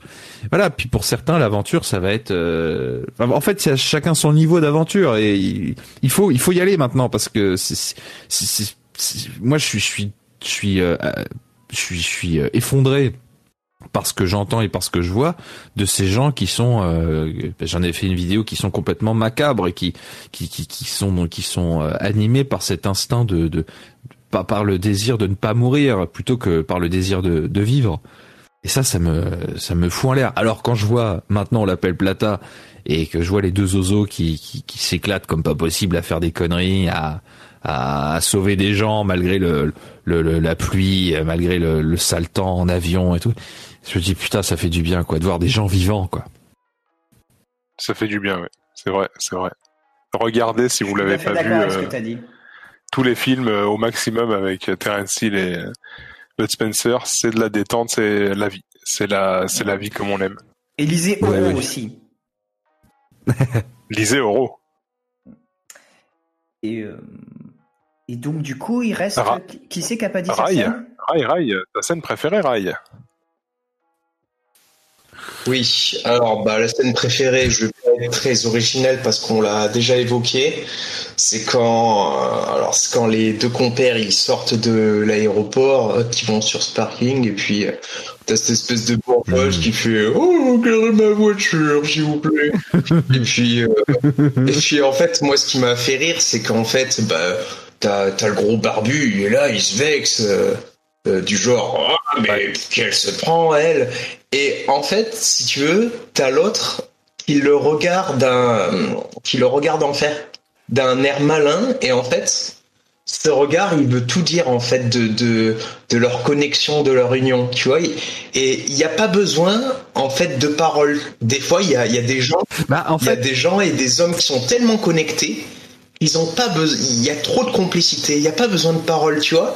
Ce regard, ça voulait tout dire, ça voulait dire, mec, arrête, oublie. On va profiter de cette bagnole et tracer, quoi. Voilà. ce que tu dis est vrai, mais à moitié parce qu'en fait il y a quelques paroles si tu veux. D'ailleurs, je peux te le faire. En fait, c'est qu'au début du film, donc la bourgeoise qui débarque, qui fait oh la gare est pas trop loin. Donc Bud Spencer qui récupère les clés et qui fait genre d'un air, mais il y a pas plus que ça. Il y a c'est tout. Genre attends, je suis vexé. Et là il y a Terence Hill qui récupère les clés. Non, qui regarde Bud Spencer et qui lui dit de cet air dont tu as très bien décrit l'air pardon. Ouais, enfin non, Terence Hill qui le regarde d'un air complice, et qui lui dit alors la gare est pas trop loin. Tu vois, juste en fait c'est tellement bien la bourgeoise qui fait la gare est pas trop loin d'un air sincère et Terence Hill qui répète les mêmes mots genre alors la gare est pas trop loin d'un air allez t'as entendu la dame on va prendre la caisse et puis on va la garer mais on sait pas trop où quoi et ça moi aussi j'adore c'est le début du film moi j'adore. Ouais. Alors, mes chers amis, nous allons passer à l'axe 2. L'union fait la force. L'union fait la force. Depuis le début de l'émission, on parle de ce duo inarrêtable qui est toujours irréprochable en fait. C'est ça que j'en retiens personnellement, c'est que leur force, c'est qu'ils avancent, ils ont un but, ils accomplissent ce but. Il y en a un nouveau qui se crée et puis tout au long du chemin, il y a des rencontres. Puis les rencontres, en fait, elles font ressortir que ces gars, ils interagissent avec les autres d'une manière irréprochable. Par exemple, quand ils sont dans des moments où ils se font attaquer avec des couteaux, avec des mecs qui ont la rage, qui veulent les tuer, ils se débrouillent toujours d'une manière bien sûr extravagante, que ce soit dans la bagarre ou dans la manière d'être, de les désarmer et de leur en foutre plein la tronche avec des mandales quoi, avec des et donc ils en sortent irréprochables. Ces mecs-là, quand tu les rencontres, en fait, que ce soit par la violence, que ce soit par la joie ou par n'importe quelle interaction, c'est des leçons de vie. À chaque fois, c'est une belle leçon de vie, c'est un beau moment partagé. C'est ça qui fait la force pour moi, en tout cas, de ce duo haut en couleur. Oui. Alors j'ai une autre interprétation de cet axe. C'est pas que la tienne, elle n'est pas brève, c'est une autre à côté. C'est que moi je trouve que c'est un duo qui est très très complémentaire en fait. Il y a le Bud Spencer qui est un peu le mec qui va vraiment foncer, qui va vraiment suivre son instinct à 200%. Et Terence Hill, lui, ça va être le mec un peu plus malicieux, qui va être capable d'élaborer des plans. Et il y en a un, c'est celui qui est agile. Il y en a un, c'est celui qui est plutôt balourd, mais plein de force. Il y en a un qui fait de la comptabilité. le truc bien de gratte-papier bien con. Il y en a un qui J'adore cette scène. Ouais, l'autre qui se met sur son 31, prêt à faire danser tous les autochtones ce soir. Attention, monsieur, c'est Macumba Zucandré. Et quand t'as la meuf là qui est en train de préparer à bouffer pour tout le village, c'est qui lui dit non mais attendez, là, je ne peux pas danser. Je fais à manger pour tous ces ventres qui ont la faim. Et lui, il lui met juste un petit regard malicieux. Il lui met le vinyle et tu vois, il claque des doigts comme ça et il sait que les hanches de la meuf vont se décontracter, tu vois, et il te les fout tous en feria totale, quoi. Mais c'est génial et elle est super cette scène. Tous à taper sur des casseroles et tout. Ouais, elle est pas mal, m'a marqué. J'ai hésité aussi, j'ai hésité avec cette scène pour ma scène préférée. Moi. Elle est vachement bien cette scène parce que Bud Spencer à ce moment-là il fait de la comptabilité, puis il est un peu en mode dis donc là il y a $100 et là il y a machin et tout, puis lui il est sur son 31, il se pose, il prend un billet qui vaut $100, il le crame pour allumer son cigare et Bud Spencer il lui dit mais t'es fou, et le mec il ça c'est lui la dit, classe quand même, allumer son cigare avec un billet de $100 pendant que l'autre râle pour $100, c'est ouais mais en fait justement il lui dit non bah tu vois où on est en fait, c'est-à-dire réalise de là où on est, c'est-à-dire que en fait le pognon ici il s'en branle complètement, tu tapes sur des casseroles, ils sont contents, et ça c'est sympa, c'est très sympa aussi. C'est peut-être la réponse à la question de pourquoi les autochtones de là-bas ils avaient pas bougé leur cul pour récolter du pognon, parce qu'en fait ils s'en battaient les couilles complètement. Oui, c'est vrai qu'il y a une simplicité. C'est possible. De vie, quoi. Oui, carrément, oui, carrément. Ouais, je suis d'accord avec toi. Et donc alors les personnages sont complémentaires, mais ils s'entendent aussi extrêmement bien. Et ça c'est le duo en fait. Je pense que c'est le duo d'hommes, le duo des deux acteurs qui s'entendent très très bien en vrai. Bah c'est ce que tu disais Loïc. Quand il y en a un qui est mort, l'autre a dit j'ai perdu mon meilleur pote. Tu sens que c'est une fusion, c'est une union qui va au-delà du film. C'est une amitié pure, et c'est ça en fait que le film essaye de retranscrire, de transcrire à l'écran. Et c'est cette union là, cette amitié là qui fait la force, effectivement, cette union dans le réel qui fait la beauté et la force de ce film. Voilà. Tu sais, quand tu dis ça là, ça me fait penser à quelque chose que j'ai entendu de la part de Carla Bruni. Vous pouvez rigoler, putain de merde. J'attends avant de me marrer, mais vas-y. Elle a dit. Chacun ses références, hein, tu sais. Oui, chacun ses références. Non, mais j'assume. C'est parce que voilà, ça me revient. Là, on parle d'amitié. Elle a dit quelque chose de vraiment très très beau, Carla. Elle a dit que l'amitié, c'est l'amour sans désir. Je trouve ça beau. Merde, c'est pas mal. Ouais, mais je crois que je trouve ça bien. Il doit y avoir un philosophe grec qui a dû le dire, tu sais, je suis un peu étonné. Non, parce que Carla, elle pourrait jamais dire des trucs comme ça, quoi. Ah ouais, elle est siphonnée. Ouais, c'est sûr. D'un côté, une bourgeoise, elle a le temps de réfléchir. Oui, en même temps, mais est-ce qu'elle le fait vraiment? À mon avis, elle lit des philosophes. Voilà ce qu'elle fait. Et après, elle te ressort une petite phrase. Ouais, c'est ça, quelqu'un lui raconte les il lui raconte avant de dormir. Pour que Bob puisse écouter Carla, quoi, bordel. Non, mais en soi, c'est pas mal comme j'ai trouvé ça vraiment phrase. Beau, c'est pas mal, ouais. Donc ouais, cette union entre ces deux mecs en fait qui sont complémentaires, et chacun d'eux sait calmer les lubies de l'autre. C'est ça qui est très très fort. Oui, c'est vrai aussi, ouais. Oui, effectivement. Et d'une manière toujours sympa, quoi. Parce que quand ils se foutent sur la gueule, c'est par amour. Oui. Oui, c'est pour se calmer, justement. Oui, c'est ça. C'est pour se calmer. Mais justement, il y a un point que j'aimerais soulever, qui concerne pas forcément que Terence Hill et Bud Spencer, mais mon Dieu, merci, ils ont été sauvés de ce truc-là. C'est que il y a un truc que j'ai remarqué, je sais plus quand il y avait la manif pour tous ou je sais pas quoi, les trucs comme ça, les trucs voilà. Il y a cette tendance en fait dans l'esprit des gens à moitié. Référence facho. Attends, laisse-moi terminer. Laisse-moi terminer. Donc, quand c'était le mariage pour tous, voilà, comme ça c'est un peu moins méchant. Quand c'était le mariage pour tous, tout ça, à partir de là, À partir de là, il y a des mecs et des nanas qui ont commencé à rendre tous les couples de comiques masculins homo. Et je me rappelle qu'ils ont fait embrasser, j'avais vu un truc, qu'ils avaient fait embrasser Astérix et Obélix. Et moi, au fond de moi, je me suis dit, mais quelle bande je sais pas, c'est un truc qui me dérange. Parce que je sais pas, c'est chercher à dénaturer quelque chose de base, et c'est ce que j'allais dire, c'est Dieu merci, Terence Hill et Bud Spencer ne passeront pas par là, parce que dans tous les films et même là-dedans, il y a forcément l'un des deux, et c'est surtout Terence Hill qui va s'empresser d'aller draguer la première gonzesse qui passe. Et donc voilà, là-dessus, Terence Hill et Bud Spencer sont sauvés. Enfin, quand je dis sauvés, c'est pas. Qu'on soit bien clair, pour ceux qui me découvriraient ou autre chose, c'est pas le côté homosexuel qui me dérange, c'est le côté je rends tout homosexuel. Tu vois? Oui, c'est le côté destruction de l'amitié aussi. Ouais. C'est comme on le dit. Ouais, c'est ça. Comme disait Carla Bruni. C'est l'amour sans le désir. Et donc là, forcément, t'embrasses quelqu'un, c'est que tu fous du désir là où il devrait pas y en avoir. Donc voilà, Carla Bruni, elle a tout expliqué.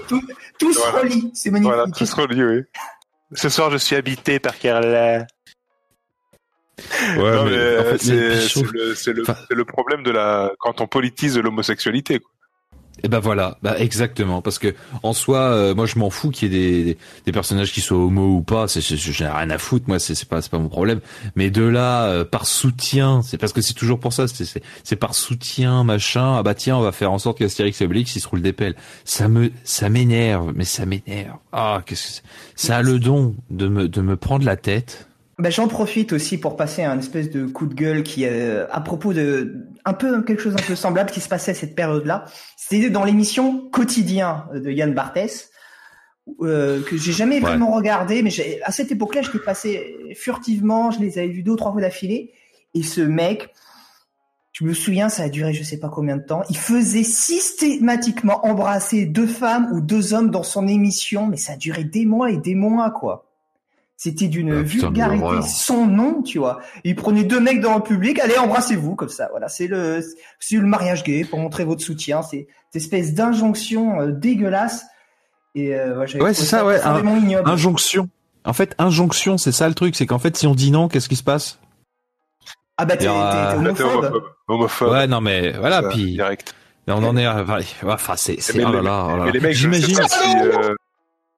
Excusez-moi de vous interrompre tous, mais là, ce dont vous êtes en train de parler, c'est à un stade beaucoup plus élevé parce que aujourd'hui, la campagne de recrutement de l'armée américaine, qui est une espèce de spot dessin animé, d'accord, représente une famille que tu suis tout au long du clip de recrutement. Je suis pas allé jusqu'au bout, je n'ai pas supporté. Et la famille, en fait, c'est une famille homoparentale, c'est 2 femmes avec leur fille. Donc en fait aujourd'hui, c'est la norme. Il faut arrêter d'être choqué ou quoi que ce soit. Ces idées-là, ces constructions d'idées, ces idéologies dominent et ont gagné. C'est fini.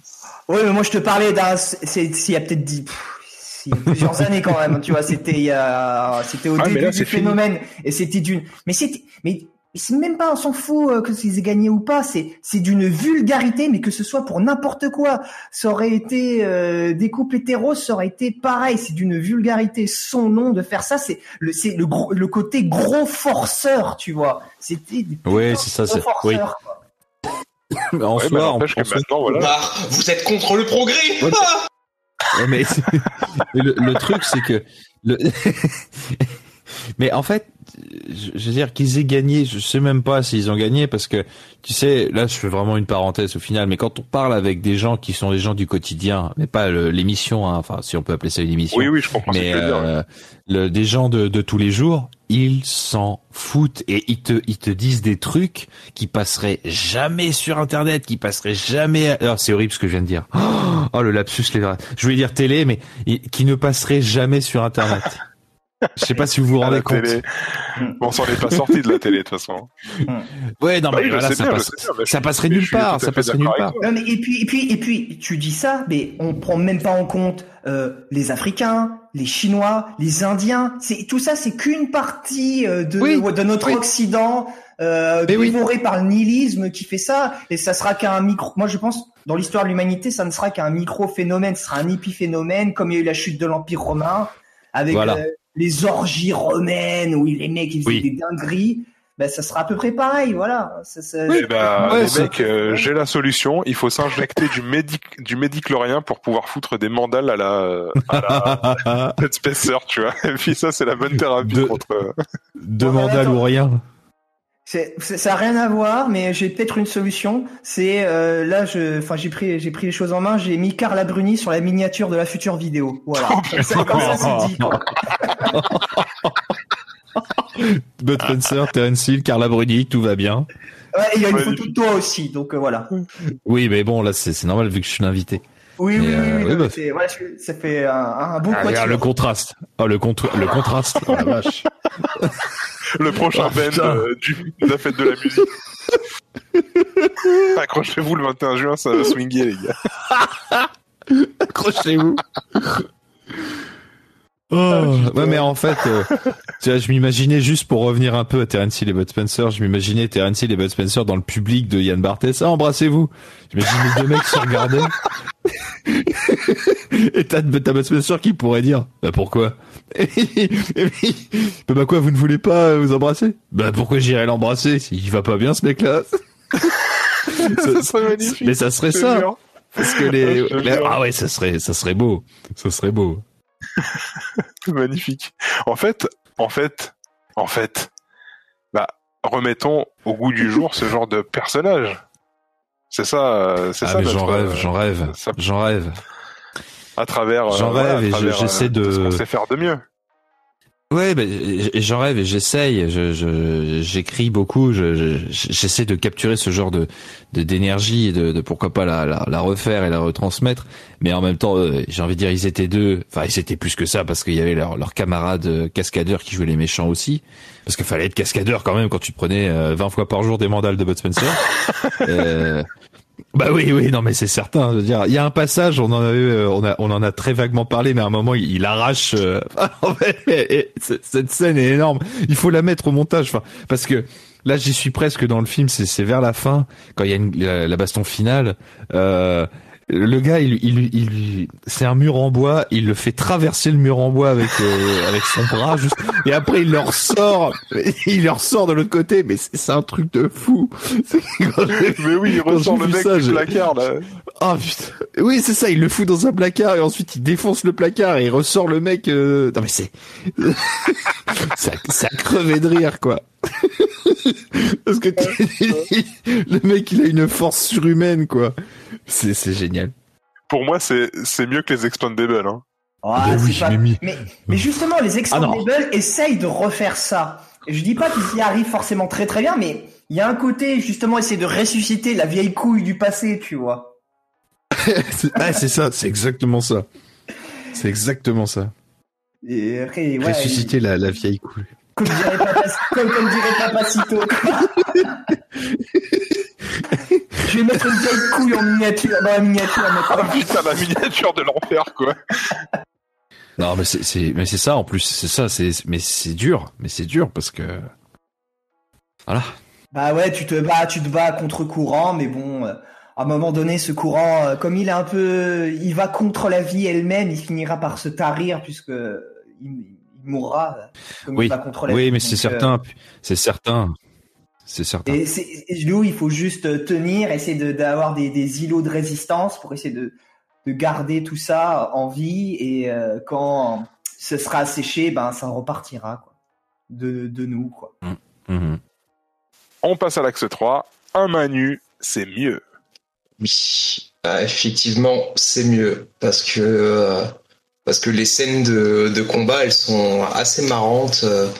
J'aime bien ce profil des deux qui sont complètement différents. Un mec complètement balourd là, qui t'en prend 5 à la fois là, qui te met des gros tartes de maçon là, qui revient du boulot. C'est ça. Et puis l'autre là, en fait, L'autre, c'est marrant, sa manière de se battre, il me fait penser un peu à Jackie Chan, où tu vois, Jackie Chan, il est très mouvant dans son environnement, il utilise l'environnement pour piéger les mecs un peu, pour taper avec des Plata, casseroles, tu vois. Il est grave dans l'esquive. Ouais. Ah oui, oui, c'est sûr. Bah, en fait, moi, ça me fait penser au Systema, où t'as tout un pan du Systema qui est un art martial russe, où le but, c'est de ridiculiser ton ennemi. Tu uses de sa force, et Plata, c'est vraiment ça, quoi. Oui. Il fait comme une danse, une espèce de danse martiale. C'est vraiment magnifique, ouais. Et puis il y a cette... Vas-y, excuse-moi. Et puis il y a cette scène là dont tu parlais, Loïc, à la fin dans la baraque, où quand même les mecs, leur seul but c'est de les désarmer et de leur en foutre plein la gueule, quoi. Et tu vois l'esprit des gars, quoi, c'est vraiment ça, quoi. On arrive les mains nues et puis on te refait la baraque. En fait, je rêve. Là, ça y est, je suis en train d'imaginer ça, mais un film avec deux personnages un peu comme ça, on referait le truc et avec pareil le même principe, c'est-à-dire des bastons et du désarmement, mais tu sais, mais en 4K avec des plans peut-être un peu plus modernes, quoi, pas forcément plus travaillés, mais plus modernes, plus récents, avec des gags visuels qui seraient fidèles à Terence Hill et Bud Spencer, quoi. Et moi ça me fait rêver, rien que d'imaginer le truc, la baston avec ça. Mais quand je dis 4K, c'est une image, c'est pour dire en haute définition avec la technologie d'aujourd'hui. C'est pas qu'à dire 4K ou 1080p, je m'en fous. C'est histoire d'avoir un truc, tu sais, qui soit récent et avec une jolie finition, qui plaise à l'œil actuel, ouais, avec des belles couleurs et tout. Mais je pense que ça serait un truc très difficile à faire, parce qu'il faudrait trouver le duo de personnes qui s'entendent vraiment bien et qui ont cette espèce d'énergie naturelle que énormément de monde ont perdu aujourd'hui. Déjà, rien que trouver une personne avec cette énergie-là, c'est très compliqué à mon avis. Alors en trouver deux, et deux qui fonctionnent, waouh, bonne chance, hein. Mais après, tu vois, pour reparler de cette énergie, moi j'avoue, je l'ai déjà ressenti cette énergie-là avec des potes. Mais le truc après, le problème qui se pose, mais c'est vrai que c'est rare, hein, c'est vrai que c'est assez rare, mais le problème qui se pose, c'est donc avoir la même énergie, s'entendre parfaitement bien et faire du cinéma aussi. Enfin, vouloir bien se prêter au jeu d'acteur et créer ensemble quelque chose. Moi, j'ai pas rencontré quelqu'un avec qui je pourrais recréer ce genre de truc, parce que, je veux dire, moi, je m'imagine en fait, j'en rêve. C'est ça fait au moins 10 fois que je le dis, mais j'en rêve de recréer ça, et puis évidemment de jouer l'un des deux. Je prendrais des cours de même pas forcément des cours de baston. Enfin, des cours de baffe, ça suffit. Des cours de baffe, ouais. Non, mais tu vois, et puis recréer cette ambiance de folie, ce serait formidable, quoi. J'espère qu'il y arrivera. Bon, en tout cas, on a hâte de voir ça. J'espère aussi. Et puis j'ai hâte aussi. Alors vu que tu parles un peu de ce qui t'anime, j'ai écouté ton dernier live et c'est vrai que tu fais part de tout plein de projets. Alors je sais pas si tu as envie un peu de parler de ton actu. Pas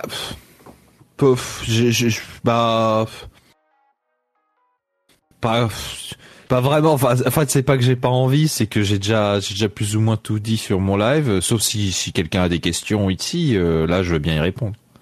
J'ai vu par exemple que dans ton décor, il y a des instruments de musique. Et j'ai pas trop vu de musique sur ta chaîne. Enfin, en tout cas, toi en train de jouer d'un instrument ou de nous égayer comme ça. Alors ça fait partie de toi. De quelle manière ça fait partie de toi, la musique? La musique, c'est une question, c'est très particulier, parce que disons que c'est un peu le premier amour que j'ai eu, pour paraphraser, je sais plus quel chanteur qui avait dit music is my first love. Donc moi, c'est ce que j'ai ressenti, hein, c'est-à-dire depuis tout petit, j'avais besoin d'un instrument de musique. La guitare qu'on voit, on me l'a offert à 15 ans, j'en ai 27 aujourd'hui. J'ai appris la guitare, j'ai pris 2 ans de cours de piano, après je me suis orienté vers la basse, je fais aussi de l'harmonica, voilà, et mon prochain but ce sera de me mettre à la trompette, parce que je trouve ça formidable, la trompette. Et j'ai déjà joué vite fait sur des lives qui sont plus disponibles sur ma chaîne, mais la musique, ça a été particulier parce que c'est quelque chose qui moi c'est au-dessus de tout. Si tu veux, pour moi, la musique, ça reste au-dessus de tout. Et mais c'est vraiment un point de vue personnel. Hein. Et j'ai été dans des groupes de musique et il y a un énorme problème avec les musiciens, en tout cas les musiciens, on va dire, de type amateur, même si c'est pas le mot, parce que j'ai rencontré de très très très bons musiciens qui étaient de type amateur, donc non professionnel. C'est l'ego. Et je crois que c'est un énorme problème dans la musique, c'est l'ego des mecs, parce que quand il y a les chanteurs, alors, en fait le pire ego, c'est, désolé pour les guitaristes qui vont entendre ça, mais pour moi c'est les guitaristes chanteurs rythmiques, c'est les pires, et du coup en fait j'ai été confronté à ça, et puis l'ego des musiciens, et j'ai rarement eu des mecs, je connais des musiciens qui en fait mettent leur ego au service de la musique et se disent allez les gars, on fait un bœuf, on fait un truc vachement cool. Il y a pas de concours de celui qui a la plus grosse, c'est vas-y, on fait un morceau, c'est cool. J'ai rarement eu ça, ou du moins quand j'étais ado. Et donc en fait, j'ai pris des distances avec la musique pendant très longtemps. J'en faisais toujours dans mon coin. Et là, que j'ai comme projet enfin, je compose en ce moment. J'essaye du moins de composer sur Cubase et d'essayer de pondre 2-3 morceaux électroniques. J'ai 2 morceaux qui sont prêts. À la base, j'avais pensé peut-être les vendre en album, mais je trouve ça un peu trop daubé, donc je le mettrai peut-être sur ma chaîne. Je pense que je le mettrai sur ma chaîne à un moment.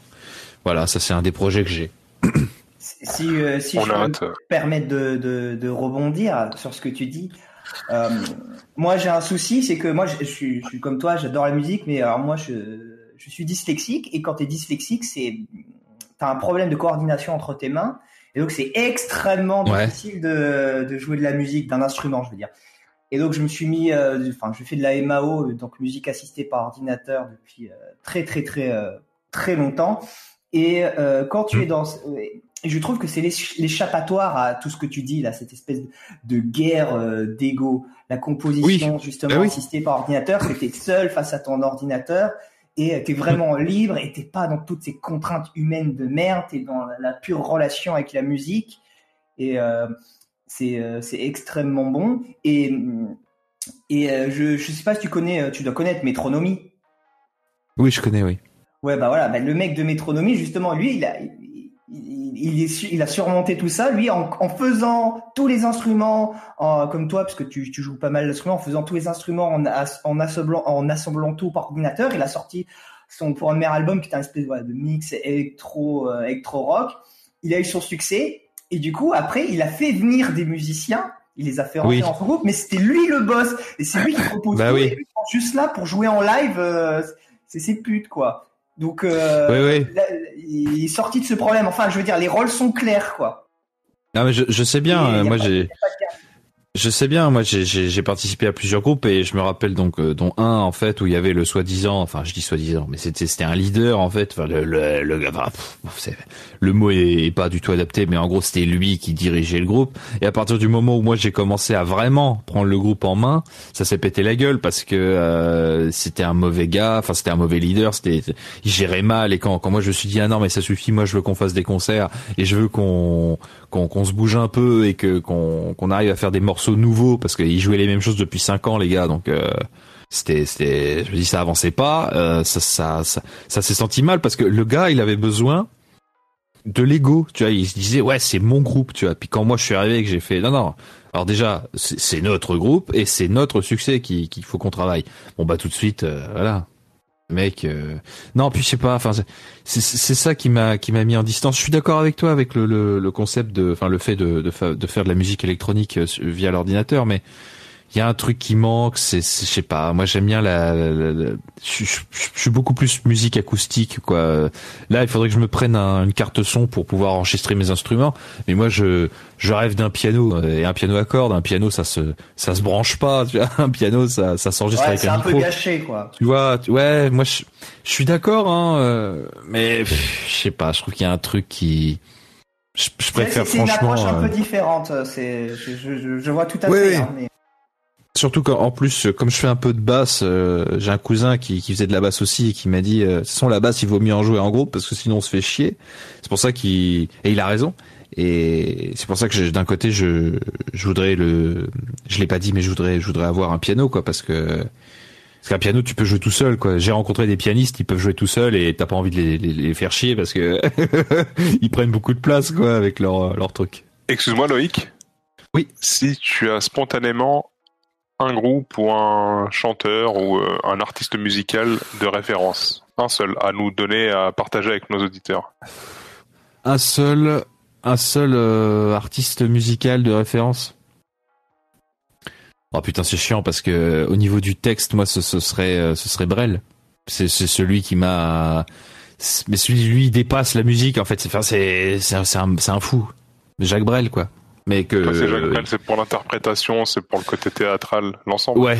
Il y a tout chez lui. C'est musicalement, c'est impeccable. Au niveau du texte, c'est irréprochable, et au niveau de l'interprétation, c'est magistral. Je peux pas. Je sais pas comment un mec comme ça a pu exister. Je trouve ça fou. En tout cas, tout ce qu'on peut dire, c'est que Plata et son acolyte Saloud ne sont pas des Brel. Alors on va passer à la conclusion de l'émission. Madame. Putain, comment il a raccroché les wagons. On aurait dit un grand prêtre. Rai, je te propose de lancer ta conclusion sur et maintenant l'appel Plata. Ok, alors la conclusion. En tout cas pour ce qui est de mon côté, c'est un bon film à l'ancienne. Voilà, si vous aimez la petite castagne comme au bon vieux temps, je le recommande. Voilà. Après je sais qu'après j'ai pas été autant emballé que toi Loïc, que toi Bob, mais voilà, je dirais un film sympa. Voilà, de mon côté. Je me permets d'enchaîner. C'est un film parfait pour les temps invivables que nous sommes en train de subir, et au-delà. Rustique, vivant, familial. Maintenant l'appel Plata. Regardez-le juste après cette émission, si vous ne l'avez pas vu. À toi Lino, et on va laisser conclure notre invité Loïc Emerté, tout à la fin de l'émission, n'est-ce pas? Super.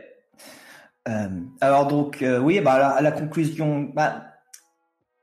Au départ, je vous avoue qu'avant d'enregistrer cette émission, j'avais bien aimé le film, et j'étais un peu comme elle. J'avais bien aimé le film. Et puis c'est vrai qu'en en parlant avec vous, en y réfléchissant, je me rends compte naturellement des qualités du film. Et je pense qu'en fait, je pense que le problème vient du fait que j'ai voulu voir ce film d'un point de vue un peu trop cinéphile, un peu trop analytique. Je fais un peu souvent ça, et en fait, ce que j'aurais envie de vous dire, c'est regarder ce film avec votre cœur, en fait. Avec votre cœur, et essayez de ressentir la vie. Ne vous prenez pas la tête, laissez-vous porter, et vous vivrez un bon moment, je pense, un moment réjouissant, cette période de merde.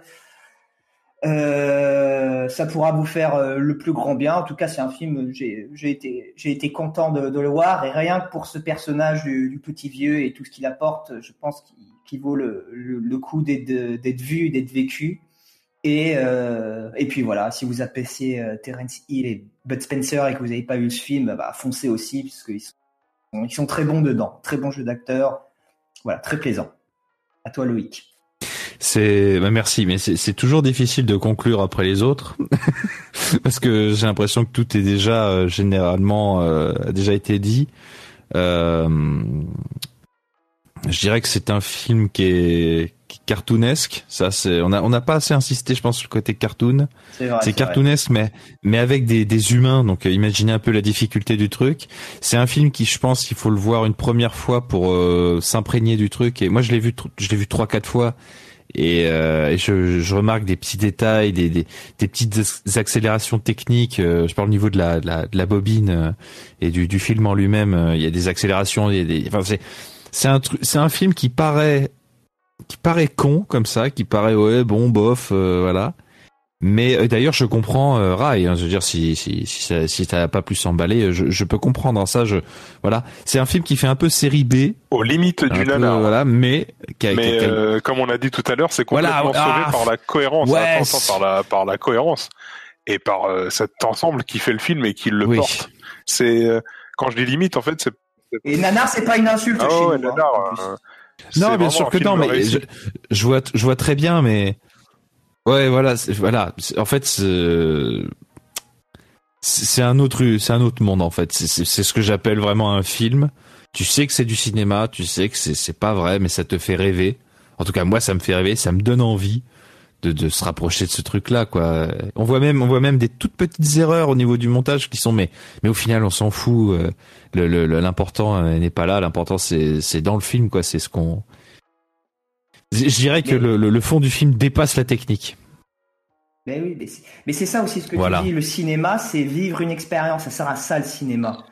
À vivre une expérience que tu vis pas dans le monde réel, à te transporter. Et c'est vrai que ce film le réussit assez bien. Donc c'est une vraie expérience de cinéma. Ouais.